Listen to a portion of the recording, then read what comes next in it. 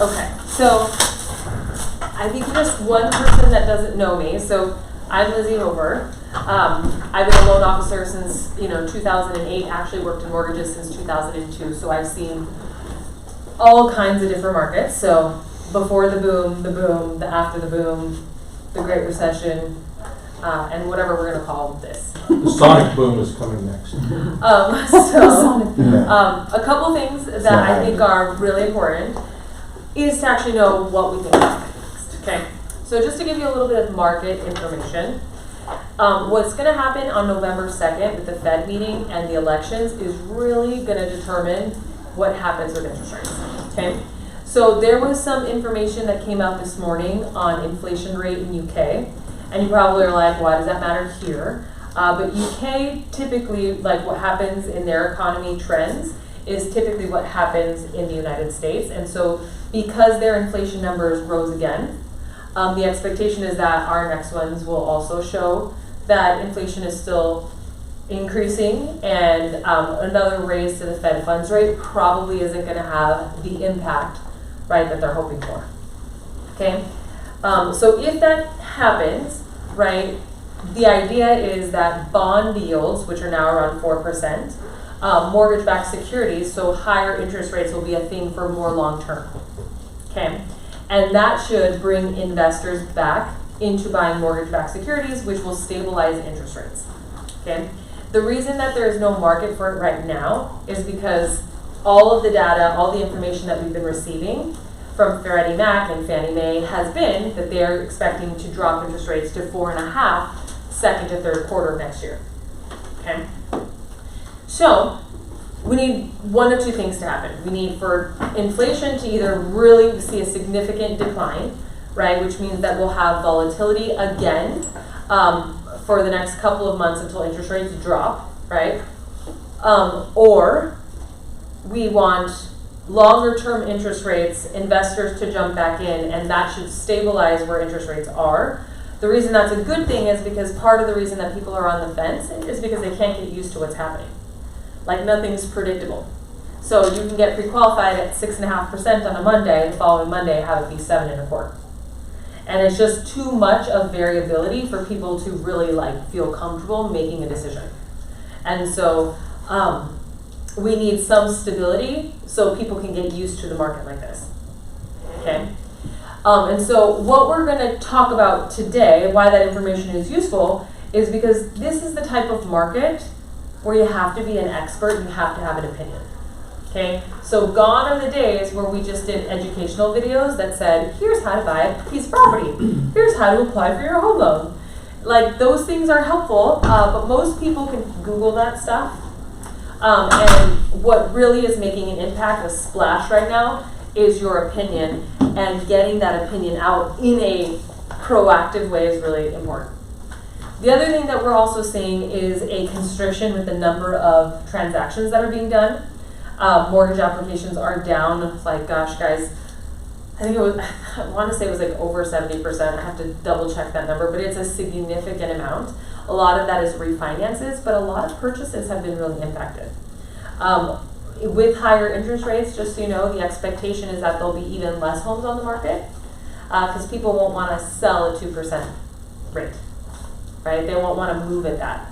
So it's interesting because there are a lot of people that think that there's going to be a housing crash. In order for there to be a housing crash, you have to see a significant change in home values, a significant increase in unemployment. And I just don't see that that's the case. I actually think there's more of a case for people to stay in their homes because they're actually a more affordable place to live. Does that make sense? Yeah. We need to know those things because that's what our clients are saying back to us. Okay, so 100 Days to Great Business. I designed this so that way we have back to basics business strategies. So what's happening right now is that we didn't have to do any prospecting in the last 2 to 3 years because there was so much demand, there was so much interest that people just came to us. I mean, that's what it is. Prior to this, though, you did have to be very aggressive. You had to pick up the phone, you had to call. My regular prospecting schedule was 60 great conversations, 35 face-to-faces, right, at least 5 to 10 break breads a week. And that's what my schedule was. Okay, so that's what prospecting has to be. Right now, the big focus is on creating and cultivating a deep database of 300 people. Okay, so that's got to be your step one, is like cultivating a database of 300 people. How many people do you have? 260 something. Okay, so that's a good number. 300 is a magic number, because if you really work a database great with 300, you can get 1 closed deal for every 8 people. Okay, and if you didn't work a database super well, you can get 1 closed deal for 15 people.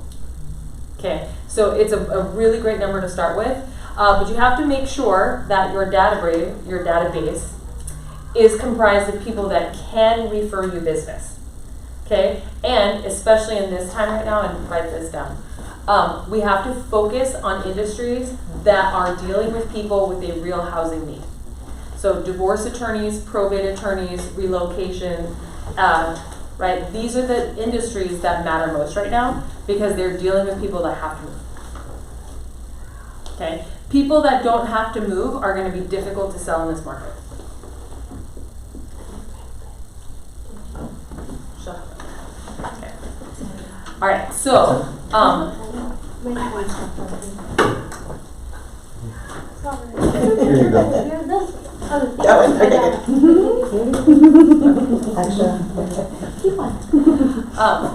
So this is really, really important. So finding industries again. So I have a list of 50 VIP business people that I deal with. I'm starting, just so you guys know, I'm starting a Phoenix Network Connection group of business professionals so that I can meet on a month-to-month basis to again gather referrals.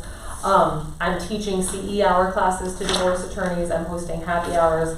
I'm really trying to go deep with them and again do the same thing that I do with realtors, which is provide value to help them grow their businesses. Okay, so this is an important thing right now that you guys should be focusing on to help you guys elevate business. Okay, in a database, what's super important is you have to figure out if you're collecting the database, like the information for the database, it's address, phone numbers, birthdays, are they a homeowner, where do you find them on social media?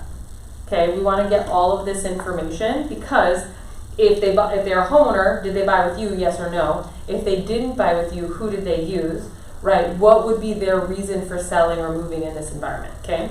It's also, if you can find them on social, you know their marital status, you know what life issues they're having, right? So you know if somebody has a death in the family, right, there's a chance that there's real estate that needs to be sold. If you see that they are going through a hard time, right, reaching out to me and I find out that they're going through a separation or a divorce or they're expanding their family.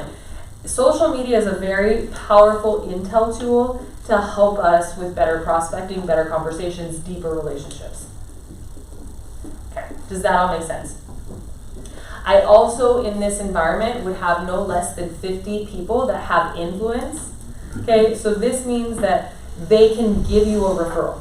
So if they're a wonderful person, you get along with them, but they're an introvert and they don't talk to anyone, they're on a marketing list right now. You can email them and have them on your social media, but we're not calling them, sending them birthday cupcakes. We are loving on them from afar. We're spending our time with people that, you know, like the PTA president, the room mom, pastors, attorneys, head of HRs, managers, people who can move the needle for us. Okay? The other thing is they also have to be willing to refer you. Okay, so so like an example is my mom used to be the quality control head engineer at Raytheon, and she used to work on the Tomahawk missile and she managed about 100 different people.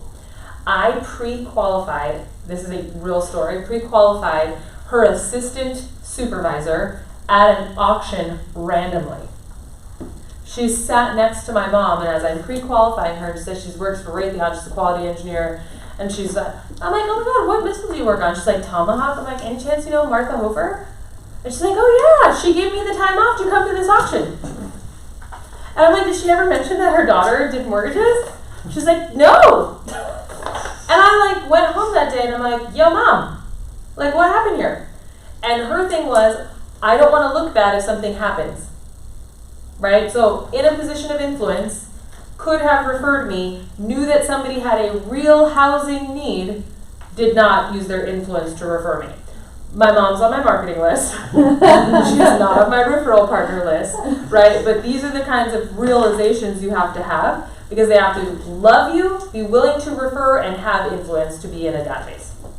And we want 50 super influential people. Everyone else, guys, can be a past client who will do business with you and that would refer you if been asked or they notice a need, okay? But people with influence will make a difference, and if they're raving fans of your guys, of you, right? I mean, my best raving fan, literally client-wise, sends me at least 4 to 6 closed deals a year. And she's a girl, literally, who's worked herself up as like somebody who worked at Pizza Hut, all the way up. Like she's now in management at Pizza Hut. So you'd be surprised where they come from. All right, any questions on a database? Okay, prospecting schedules with your database for 100 Days of Greatness. Okay, you're going to start with A's in your phone because most of you probably don't have an organized, sorted database. So we're going to start with A's in our phone. We're going to work through it till we get to Z. Anyone that you do not like, anyone that you come up with and the initial reaction is, ugh, okay, they don't pass your gut test, we're going to put a Z in front of their name or we're going to delete them. Okay? The reason for that is because when you come across, like you won't do prospecting if you don't like to do it. So the recipe is you got to have 10 to 15 great conversations every single day and pull out 2 leads. That's the goal.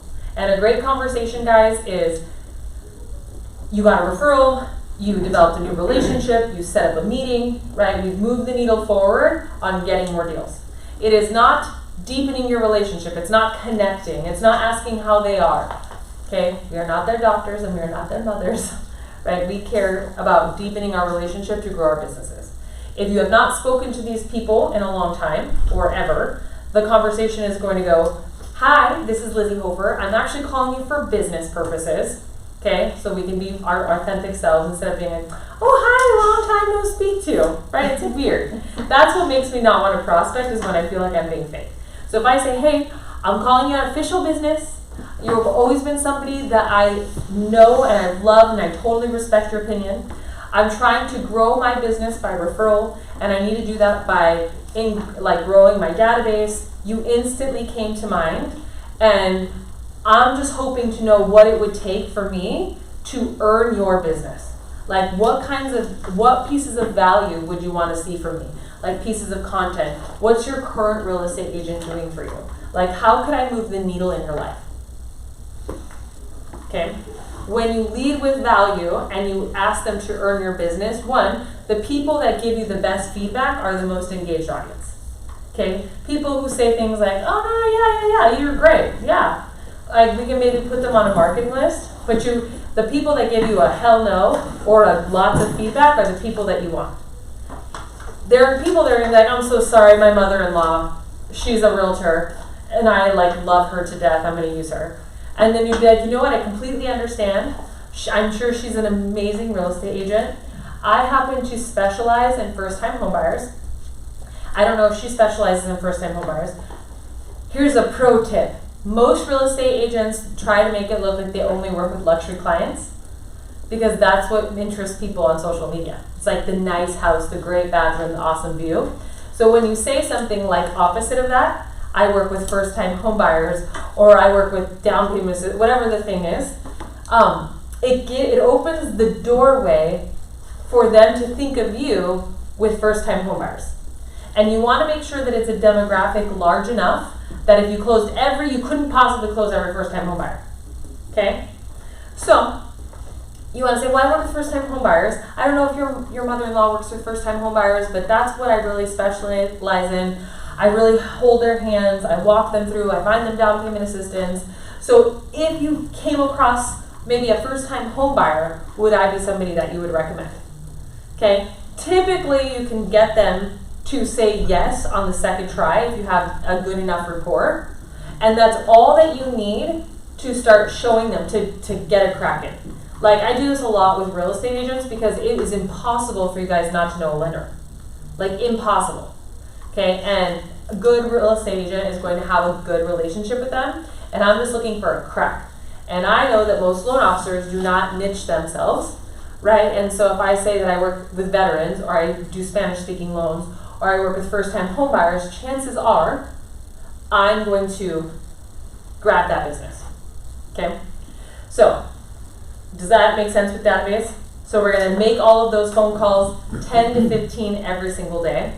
The next 5 phone calls on it, because we want to try to make 20 outbound calls a day, is going to be at least 5 people from your birthday list on Facebook. Birthday phone calls are so easy to make. They're like, oh my God, happy birthday! Any big plans this year? Any big goals you want to accomplish? Right? And people are like, oh, I don't know, I want to get healthy this year. And then whatever they say, you're going to be like, oh my God, that is great. I would love to help support you in that.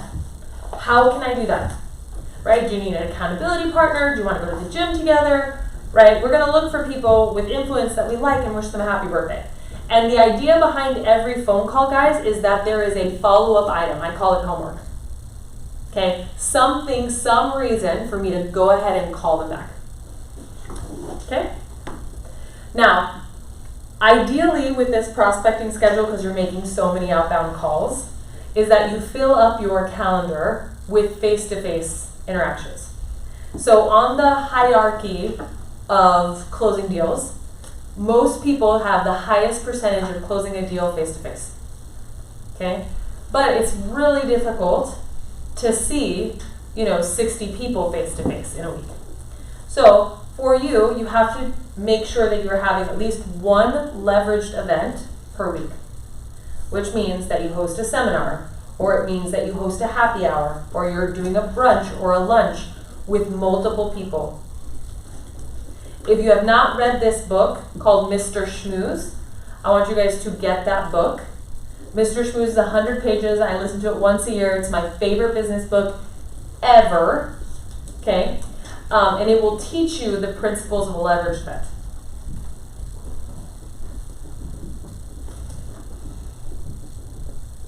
So leveraged events that I'm doing now in this climate, okay, I'm going to next week kick off a money and manifestation session in my office. I am teaching Money 101 and Money 102 to my clients. And the title is like, I got you into debt, but let me help you get out, right? Right, I'm trying to make it funny, but I'm trying to teach them principles, and I'm using the recession news to help me add value. Okay, so I'm going to bring these people into my office. I'm going to teach them about money. I'm going to teach them about budgets. We're going to set long-term financial goals. Hopefully those long-term financial goals have something to do with mortgages or real estate. But what's great about it is I can get social collateral, I can get video collateral, I can have testimonials about my value that I bring to then put in social. Okay, so those are leveraged events that I'm doing. This right here is a leveraged event. Okay. Does that make sense? Do you guys need help creating some ideas for leveraged events? You look so ready to go, like so professional. Oh, Can I just say that? I love it. thank you. I appreciate you. Okay, so we got our calls down. We got our face-to-faces down. Okay, one thing that you can then do, right, is I want you guys to start. Have you ever heard of the letter of the heart marketing? I know you have because I told you about it, but like, so every year, and I used to do this twice a year, but every year I send out a letter about the year that I've had. And so what happens is as I start making these phone calls, I'm starting to collect the data, I told everyone I want to build this business by referral, I also need another thing that's going to really deepen our relationship. And that typically involves sharing some sort of life lesson, pain, an inspiration, and so a letter of the heart will include those things. So like one year I wrote, I have 2 daughters. One of my daughters sat on her sunglasses and popped one of the lenses out and had this complete meltdown. Like and both my husband and I were like, oh my God, are you okay? We're focusing on my oldest daughter. And then all of a sudden we start hearing, argh, matey, shiver me timbers. And we turn around and our then 3-year-old was using the sunglasses as an eye patch pretending to be a pirate. That's fun. And I wrote the story, shared it with my clients and said, because it was back in 2018 when we started to see the original shift for the original recession that we were supposed to have. And I said, look, you know, the difference between a crisis and an adventure is just your perspective. And we made these t-shirts called Pirate Every Day. We put my daughter's face on them. It was so cute. And it was like a story that I could talk about with business that related to them, and then told them in the end what additional value I was going to be providing to help them along the way. And that's actually when I started rolling out the budget tips, the how to be recession-proof tips, the YouTube channel, right? And so that's how I up the value. So it's always share pain, don't be drama though, we'll talk about that. And then what's in it for them, and then you end it with gratitude. So at the end of every letter is always like, thank you so much for supporting my business, thank you so much for the referrals, thank you so much for keeping my doors open and my kids fed. Right? If you're a believer in karma, this should be your big payday. Right? And I typically send a $1 scratcher ticket, except for the year that we did t-shirts. I send t-shirts out, and then during COVID, I actually sent out gift cards to Grimaldi's because we normally do a big charity dinner.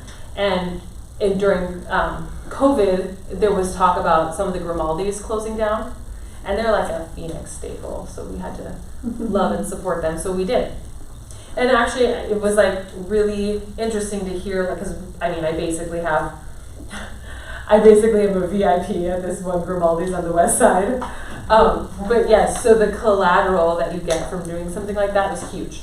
So clients love it. So I can give you guys an example of a letter of the heart if you ask Kristen. Kristen, if you'll go back. Yeah, she can send you copies of the ones that I'm sending out. One thing on this, because I do think it's the most powerful when you share a painful experience, is you cannot be drama. So you've got to say enough details that tells people the pain you went through, but it has to have a lesson, and you can't have too many icky details. Okay? An example of this is I've just been through the last, year of a divorce. Okay, and so for me, I want to write about what that looks like, right? Lots of people are going through that now. And then the new content that I'm putting out is, again, budget, but in a different way. And that people are really fearful of what's going to happen, and you don't want to have life problems in addition to money problems. So here's the change in value and focus, right? Again, I will end with thanking them, right, for all of the support. Okay? You can't get into your divorce. Do you know what I mean? It's got to be like, it was an awful time. I've learned X, Y, and Z. Does that make sense? I've had people get a little bit too personal in these things, and then it's weird. Okay? But it's important that people go, God, I didn't know that was happening. Or, gosh, that's amazing. I feel so inspired. And you want to give them a reason to root for you. It is hard because at a certain time, people look at you and they're like, oh, that person's, they're successful, they don't need my help anymore. Or they look like they've got it all together on social media, they don't need my referrals or my help. And we always want to be giving them, we want them to be the hero in our story, so you kind of have to be that damsel in distress. Does that make sense? Woe is me. Yes. Now you can't be like, woe is me, I can't do my job, you know. But it's got to be like, you got to give them a reason to root for you. People love an underdog. Mm-hmm. Seriously, and when you can be vulnerable and share pain, they feel like they're part of your story. And they really are, honestly. Okay? So I can give you an example, and if you'd like me to, because there's a small group of you, I can give you some tips on what you should put in there. Okay? Awesome. Any questions with that? Okay. So first 30 days, guys, of this 100 Days of Greatness is going to be setting up this database. It's going to be setting up this database, qualifying, figuring out who's in what industry, when their birthday is, are they a homeowner, how you can help them. Okay? Then we're going to start setting up our face-to-face leveraged events, and then we are going to start working on this letter of the heart. Okay? After that, we've got to do what's called a social media blitz. Okay? So everyone knows that you are working and building on your business. They have to see you work hard for 90 days, guys, before they even take you serious. Okay? So what it has to look like is, hey, I got new professional photos. I write this down because this is not in here, is you guys have to change your profile photos every 30 days on all your social media.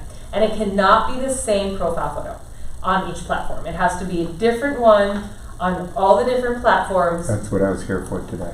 Oh, is that why you look so good? Yeah. I just didn't wake up like this, yeah. We should. Well, I don't know. I need a new profile pic, yeah. Yeah. Okay, so get a new profile pic. I wouldn't always necessarily make them professional, to be Yeah. honest. So I normally have, if my, like on Facebook, if my banner is professional, my headshot is not. If my headshot's professional, my banner is not. Because I always want it to feel a little bit real, like it's really me. I want to switch it up, yeah. Yeah, so I just, like, it's good that they see your professional shots, but you also need candidates, is basically what I'm saying. So- And every 30 days you want to change it, okay? Once we have made the professional calls, we know who we're tackling, we've got our marketing list, we started our leveraged events, we can then say, hey guys, vote on my new professional profile. What do you like here? What do you think this says about my brand?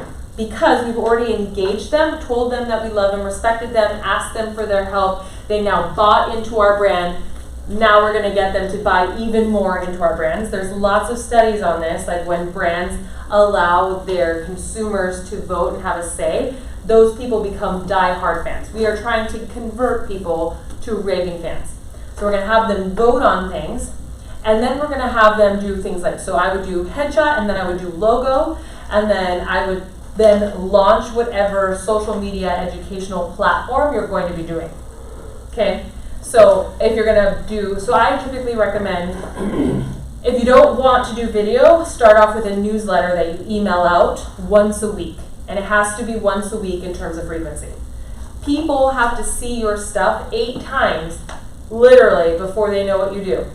And we're talking about 8 times with the same message. So even though you send it out on a weekly basis, like, they're not reading it, they're not opening it, you gotta get good at it, you gotta get really great subject lines. I actually started with a newsletter, believe it or not. I'm a shy introvert. Like, that is my real personality. And I started with a newsletter because I'm a good writer and I read a lot. And I got really good with subject lines. Like, it was like, that one time I ugly cried was like on there. Or it's like, God, I've had like, I mean, I'm just all over the place with them. You're But so creative. I do. It's like wherever I can get to get people to open it. So are you active on your social media? I am active on my social media. Okay. Do you get clients from your social media? All the time. Yeah, all the time. It's like my best place to actually grow my database and to get leads. Great. Yeah, and we'll talk about that too. But right now what we're trying to do is get your database on social media to be engaged and bought into your brand. Okay? So once you tell them how you're going to show up for them, we have to be consistent. Okay, so it's either starts with that newsletter, it starts with your once a week YouTube video series, or it starts with a daily reel on Instagram. The thing is, what's so important, the reason you get this ramp up period is so that you can prepare. Because if you fall off consistency, okay, you've just built a lot of collateral. Right? You've just gotten everyone engaged. You got everyone to buy into your story. If you show them that you are not trustworthy in the first 90 days, you will have lost everything. It is so hard to build that trust. Okay? I've been doing it for years, so I took, 6 months off. Okay? I'm going to explain it with my letter, right? And people are going to forgive me, but they already know that I'm consistent because I have been for years, like a decade. You know? So I'm okay to have taken some time off. At the beginning, you cannot take any time off. Okay? Super consistent. Did everyone get that? Did I beat that home? It's funny that you said that because that's in my bio is consistency is key. And I've been sticking with being very consistent about, actually I've been consistent for years, but anyway, I mean, it's important. And I see that when people don't, they just kind of, they don't understand how that impacts people's perception of what they got going on in life. So. 100%. And guys, if you... Especially during these times, sorry. Oh yeah, no. If you want a good gauge of your business, if you've been doing real estate for a hot minute, I would get 5 of your clients and from different lengths, like repeat, new person shopping, Person that closed with you a month ago, a year ago, get 5, and ask them to describe you as a real estate agent, right, and see what they say. It will tell you your brand. If you like it, awesome. If you don't like it, we got some things to change. Okay? But I will tell you that the number one thing that people complain about is communication and lack of follow-up. Okay? So What we're was the gonna, second one? lack of Lack of follow-up. follow-up. Oh, Yeah. So we're going to be super consistent, and you guys are going to announce whatever that is. Okay? So by 90 days, guys, you are making 10 to 15 calls a day, right? You are doing one leveraged event per week. Okay? The goal is to try to see 15 people a week. So with one leveraged event. So like if you do one happy hour with 5 people, it means that you've got to see 2 people every day, in addition to the 5 people in happy hour. Okay? Now, if you're showing clients, they count as one visit counts as one person, right? But if you aren't, right, where will you go to meet those people? Okay, so other things that you want to maybe consider, business networking events, okay, alumni group events, like B&Is, TAN groups, whatever you can join where you can go and physically meet people to ask for business. Okay. So we talked about the face-to-faces, leveraged events, got the letter of the heart out. Now we've got a frequency of value that you are providing. Okay? All right, does this all make sense? Because I'm going to help you now with the remaining time come up with what your value is and then talk about social media strategy. Okay, are we good with that? Mm-hmm. Is there anything you want to know about building a database and the frequency of prospecting before we move on? Okay, cool. All right, so here's the trick to knowing how to market, okay? I typically gather a list of all of my closings and all of my prospective closings within like a 2 to 3 year period. Like I'm just trying to gather the data for who these people are. I always go majority rules. So I look up first and foremost, what type of buyer closed with me? Was it a first-time home buyer? What type of property did they buy? Right? What was their price point? Are they married? How much income do they make? Right? And then I look, once I've gotten pretty good demographics, I look and find out what their biggest problem was. Okay? So when I do this once a year, I predominantly help first-time home buyers. Like, predominantly. My second is move-up buyers, and my third is investors, and my last is jumbo. Okay, so luxury. So, and then of my first-time home buyers, I am mostly conventional, second VA, third FHA. Okay, in that type of clientele. So I am looking at, okay, so I'm looking at people that typically have 3 to 5% down, okay, buying their home for the first time. What are those people's problems going to be? Okay, you will look at it. Majority rules, it's who you're closing now. Okay, it can't be who you want to close, it's who you're closing now if you want to win. Okay, and so I will list out their 5 biggest problems. So with first-time home buyers, let's see, I'm going to write this out so you guys can copy this. So with first-time home buyers, they have a fear of recession. So their fear of the recession comes because they grew up in a recession where their parents probably foreclosed or had bankruptcies, and they have money trauma. Okay, so this is called money trauma.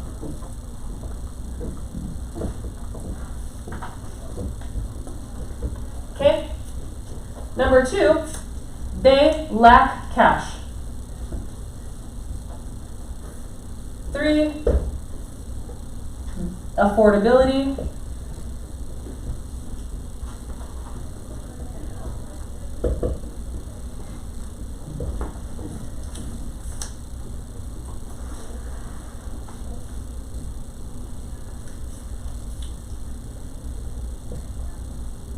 They're fearful of market crash.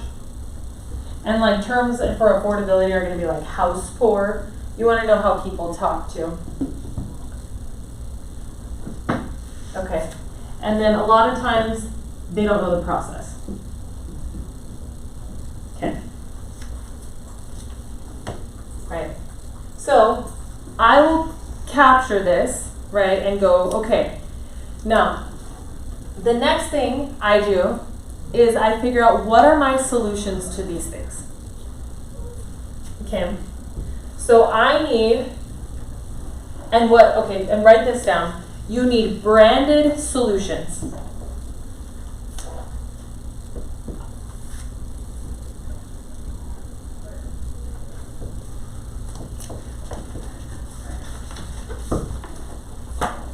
Okay, so fear of the recession, right? I can talk about why home loans are not the same as they once were. But what I have done is I've created a smart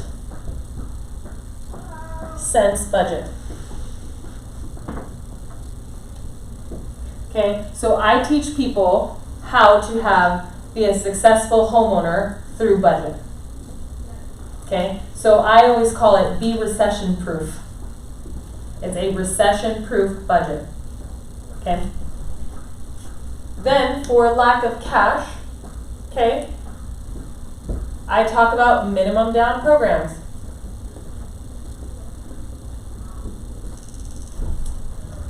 And I bring it back to Smart Sense. So Smart Sense is something I've trademarked, right? And it's something that I roll out. You can name your stuff whatever you want, okay? Well, I mean, if it's going to be really popular, make sure that there's not a trademark. But so like I have a Smart Sense guide to how to save a down payment, okay? And then I'll talk about minimum down payments. I'm also going to talk about how flexible sellers are in this market with concessions, repairs, paying closing costs, and how I'm also doing a then versus now comparison.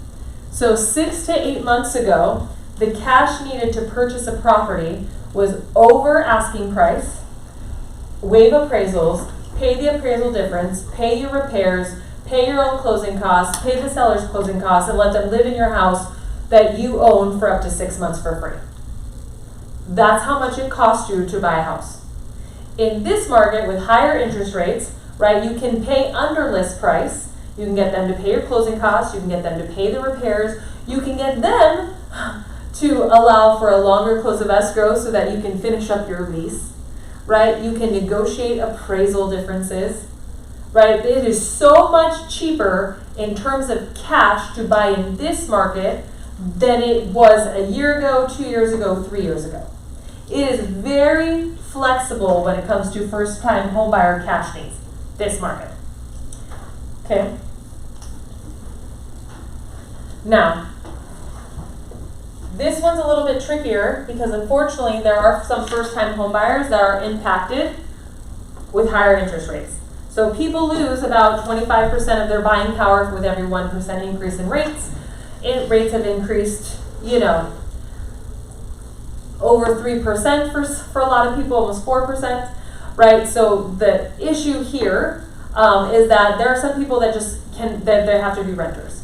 Mm-hmm. So what do we tell those people? Okay, well, back in the recession, people had multi-generational properties. So people were okay with living with their parents. This is the kind of market where people have to buy together. Okay, so that could be it, right? So generational housing.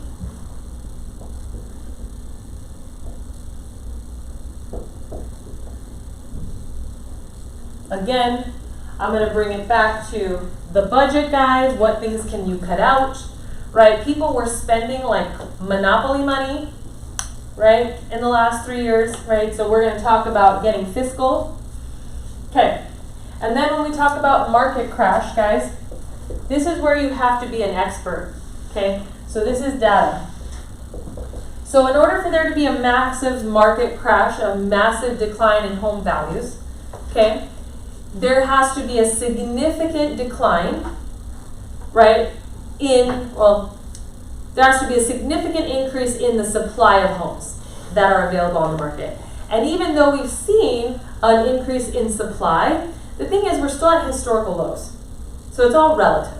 Okay, it's just like when, there were 0 foreclosures and then there was 2% foreclosures. It was like, oh my God, 200% increase in foreclosures was the headline. You have to be aware that this is all relative. With higher interest rates, guys, there is a very strong likelihood that their people will not be selling as many homes. And so we will have a very constricted amount of inventory, which should sustain home values. If you bought your home this year, it's like buying Zoom stock at the peak. Okay? You just have to hold it for a long time until you break even. The average home ownership rate, though, is 13 years, guys.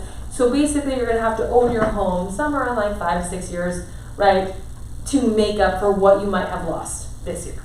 But you have to also remember that you did not pay the true value of your home. When you overpay for something, you did not actually lose value. You overpaid. It's like buying an Xbox at Christmas time. We all know that it's worth $700, but those of us late shoppers will pay somewhere up to like $2,400 to not look like a loser on Christmas. Okay? Like, that's just what happens.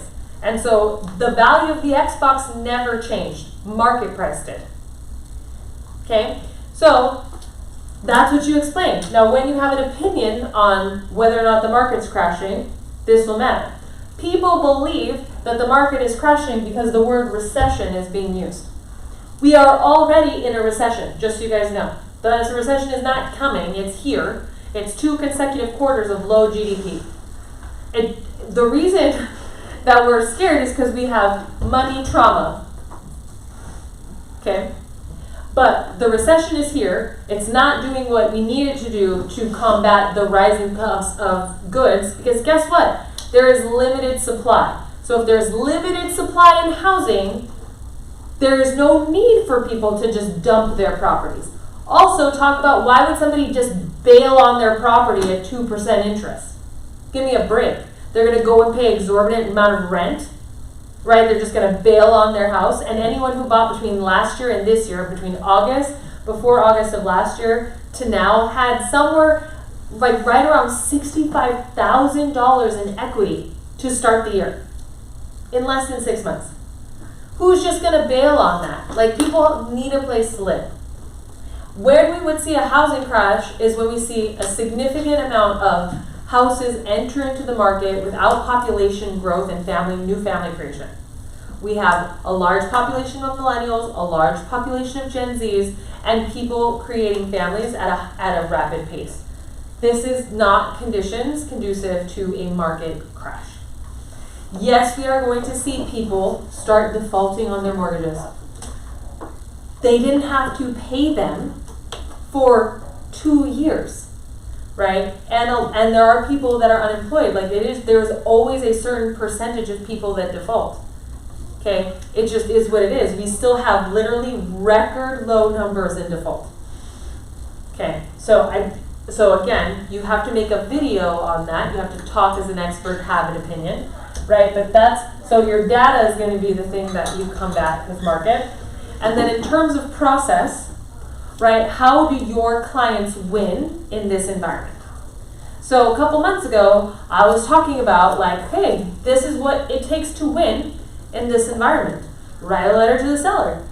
Like, offer to pay things that no one's willing to pay, right? Like, how do you show yourself to be competitive and different? We were offering clients strategies where we'd like increase their interest rate to cover their closing costs so they can add $5,000 to $10,000 more to the seller, right? Like, these were the strategies that we come up with.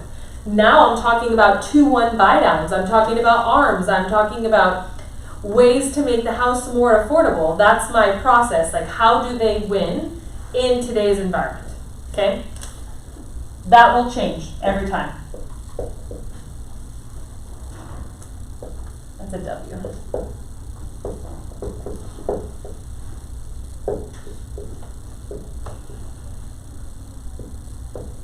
All right. Now I'm going to teach you how to make endless content with this strategy.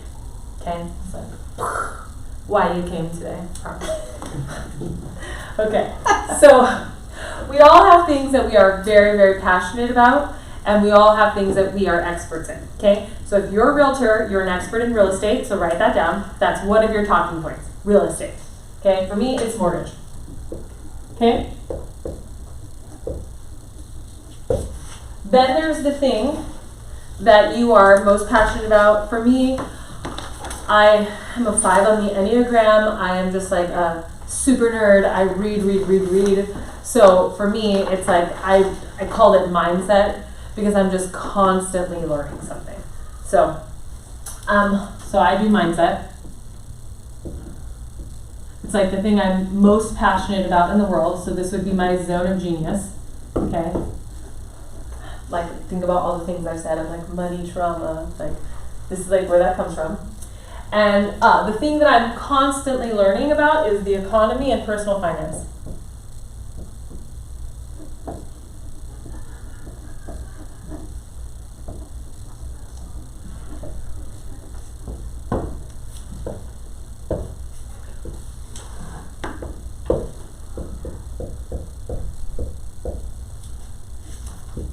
Okay, so this is expert.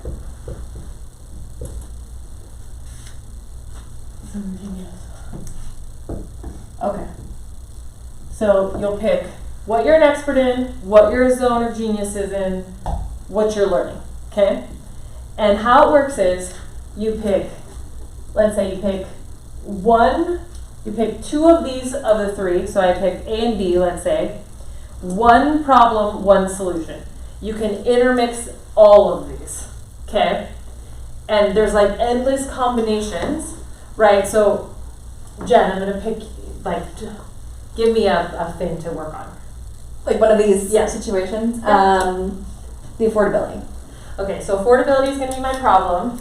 Okay, what talking points do you want me to use? And then we're gonna figure out what solution you want me to use. Let's do your expertise and what you're learning about. Okay. And then what solution? Let's go smart sense. Okay. Right, do you see how this works? Like you can do it a variety of different combos. So I would say, if you're buying today with super high interest rates, you may be worried that you're entering into a situation where you're going to be house poor. Here's how to figure out using a great budgeting strategy, right? So my personal philosophy is to live 70% of your net take-home income, right? 30 to 50% of that can go towards housing. The reason that we live off of 70% is so that we have 10% to go into savings, 20% to reduce our debt. If you find out that you cannot do that right now, you may decide to do a couple of things. One, get a roommate. Two, or revisit your budget and look at areas that you can save more money.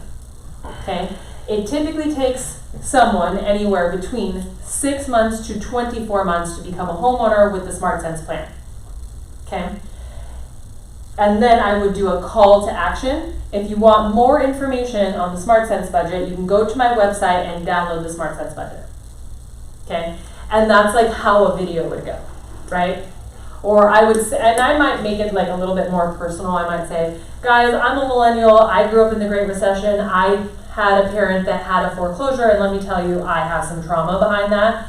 So when you see people like me telling you that now is a good time to buy, I want you to understand when you can, pull the trigger, right? And that's when you can safely say that you have a payment that fits within your budget.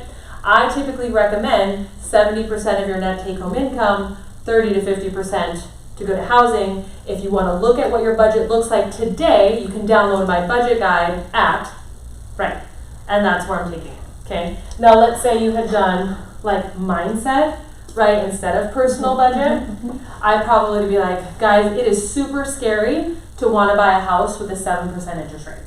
Like that sounds super scary, but one of the things that you have to look at are what are the opportunity costs, right, with being scared to buy today.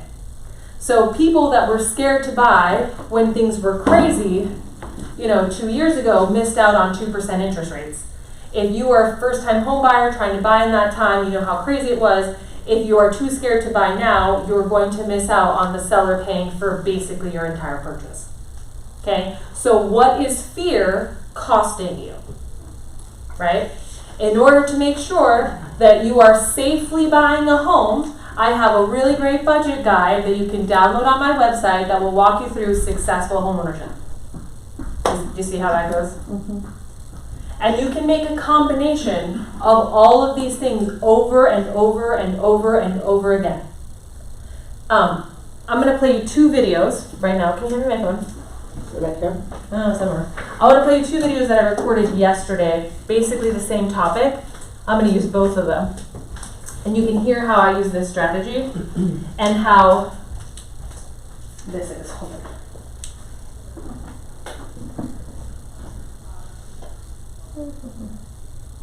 Because I happened to be on the soccer field yesterday, and I was like, and I got the same question. It was like, should I buy now, yes or no?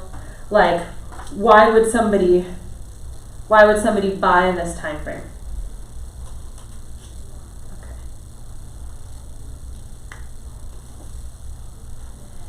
So I'm getting a ton of questions about the historically high interest rates, the highest they've been in 20 years. And, one of the things that I'm asking people to evaluate is what would it have cost them if they had bought that house 6 to 8 months ago?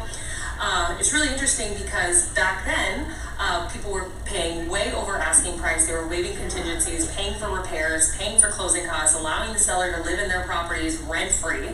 And the amount of cash that it took to actually buy a property is so much more expensive than the higher payments that people are paying on a monthly basis. And so I've done this scenario a couple of times for people, and you'd be surprised to hear that the break even, so the difference between a higher payment now and the cash outlay that they would have paid 6 to 8 months ago, is somewhere between 24 to 48 months. And so if you are somebody with a real housing need, look into a buy down, guys, and have a plan to refinance when interest rates get lower. Right, and the call to action is visit my website, see what your buy down options are, right? Now, same thing, slightly different. So I'm on the soccer field with a really important message for you guys who have real housing needs. And that's those of you who are going through a divorce situation, relocating, expanding your families. I don't want you to be discouraged buying in a time like this because there are some real advantages when it comes to price, right? There are amazing price reductions right now, discounts, negotiations.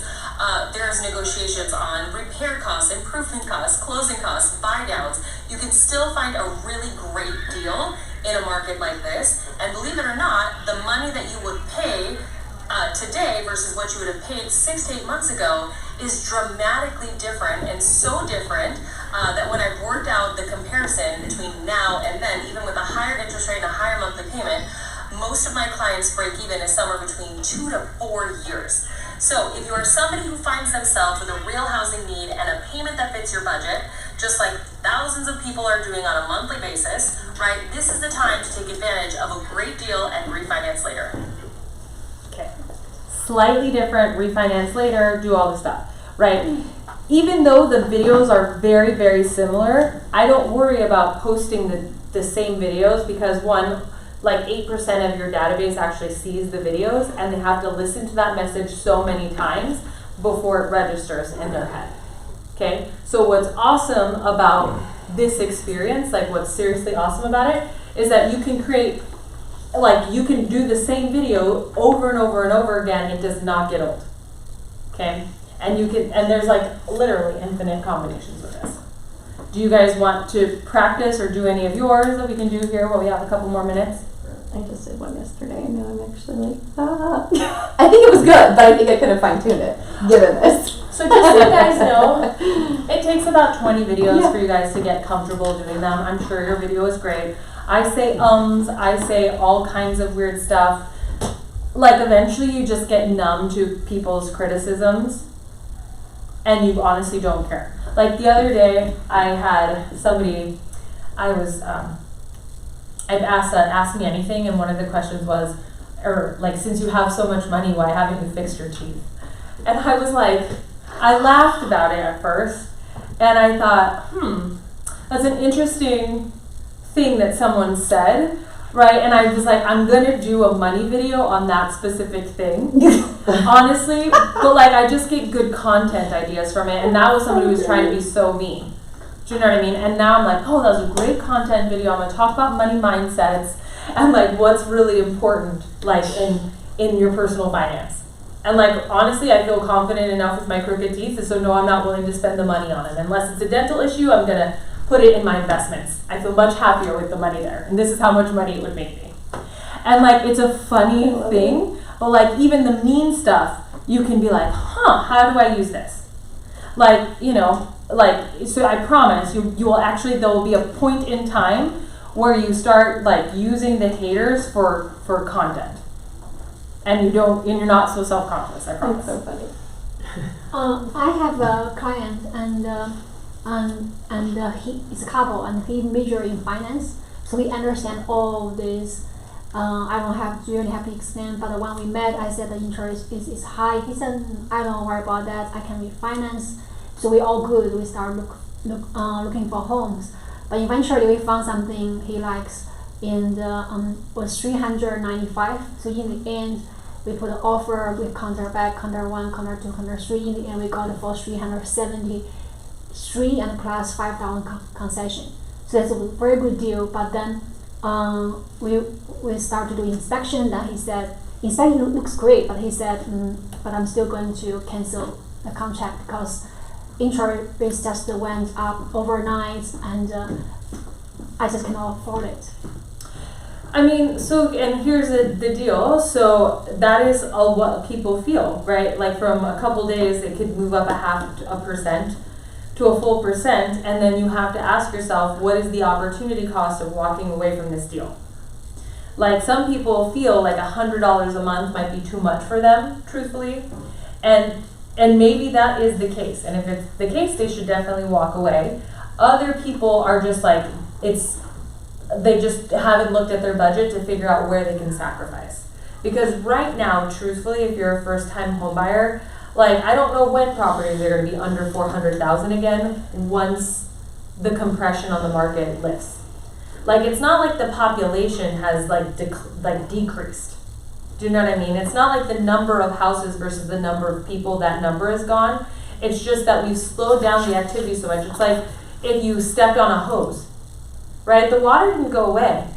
Like a running hose is building up the water, and once you like lift your foot up, the thing sprouts, you know? And like, what would it cost you then? Right? So people who waited, right, like when they didn't want to buy in 2019, 2018, because they were thinking that the market would crash, they literally paid 30 to 60% more in a house. Mm-hmm. That's definitely going to cost them the same as that interest rate. And so that's what I would combat that with, and I would probably use that scenario as a what does it cost you? Like, is it worth giving up like, you know, $100 of extra spending, frivolous spending a month to buy a house at a discounted price? Like everyone's always pissed at the investor who scoops up all the investments right now, and they're like, oh, I should have done that, except you weren't willing to do that, right? Because your money mindset wasn't there. Right. And also another buyer, and I explained to him what was happening, as you said, 6-8 months ago, blah blah blah, but he said, "Oh, the market is soft. I can wait. It's gonna have better deal come up." So the thing is, he might be right. Yeah. It's just really difficult to time the market. But it might go either way, right? It could go either way. Like we'll know. So for me, I will be able to gauge that bet like better after November 8th. Okay, I will know like the direction of where things are headed. If you do not have a real housing need in this market, it's going to be tough to get you off the fence. Okay. Yeah. Sounds like neither one of those people had a true housing need. Yeah, so difficult. This few months very difficult to deal with buyer. Yeah, but the good thing is that the better you get, the more successful you'll be in a different market. It is tough. It is so tough right now. But it is what it is. So you just got to get good and ask people what if they're willing to, you know, are they willing to pay $50,000 more 6 months from now with a lower interest rate? They might say yes, that payment will be lower, right? But somebody's going to be like, no, I could just refinance. Yeah.